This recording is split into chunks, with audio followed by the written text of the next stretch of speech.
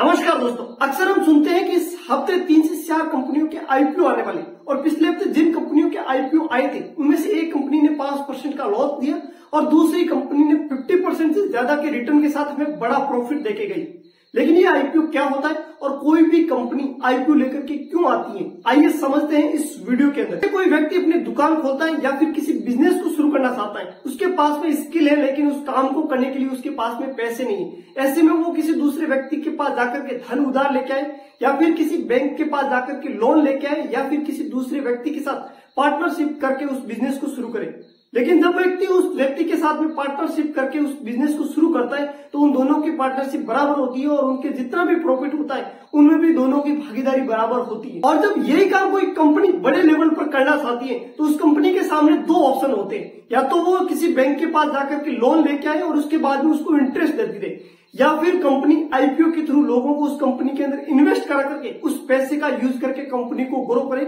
या फिर पहले से कोई कर्ज दे रखा है उस कर्ज को उतारने में उस आईपीओ के थ्रू इन्वेस्टेड मनी का यूज करे। और जब कंपनी पहली बार शेयर मार्केट में लिस्टेड होती है तो वो आईपीओ को लेकर आती है। आईपीओ इनिशियल पब्लिक ऑफरिंग, यानी कि जब कंपनी पहली बार शेयर मार्केट में लिस्टेड होती है और जो लोगों से पैसे इन्वेस्ट कराने का मौका देती है, और ये पहला मौका होता है जो कंपनी लोगों से पैसे लेती है और कंपनी के अंदर इन्वेस्ट किए जाते हैं, इसके बदले कंपनी उन शेयर प्रोवाइड करती है। और जब कंपनी प्रॉफिटेबल होती है, कंपनी का प्रॉफिट बढ़ता है, वैसे वैसे कंपनी के द्वारा उस शेयर होल्डर्स को दिए गए शेयर के प्राइस भी बढ़ते हैं। ऐसे में शेयर होल्डर्स को प्रॉफिट होता है और कुछ कंपनियां ऐसी होती है जो अपने शेयर होल्डर्स को अपने प्रॉफिट का कुछ डिविडेंड भी देती है। और जब हम सही एनालिसिस और सही फंडामेंटल को देख करके किसी कंपनी के आईपीओ में हम अप्लाई करते हैं तो ऐसे में उस कंपनी का आईपीओ हमें प्रॉफिट ही देके जाता है। लेकिन हम ना ही एनालिसिस करते हैं ना ही फंडामेंटल को देखते हैं, बिना सोचे समझे जब भी कोई आईपीओ आता है और हम इन्वेस्ट कर देते हैं तो ऐसे में ये जरूरी नहीं है कि हमें हर एक आईपीओ प्रॉफिटेबल ही बना के जाए। तो आईपीओ का मतलब होता है पहली बार कंपनी में दिया गया इन्वेस्ट। दोस्तों, ये जानकारी आपको कैसी लगी कमेंट में बताइए और ऐसे इंफॉर्मेटिव वीडियोस के लिए हमारे चैनल को सब्सक्राइब कीजिए।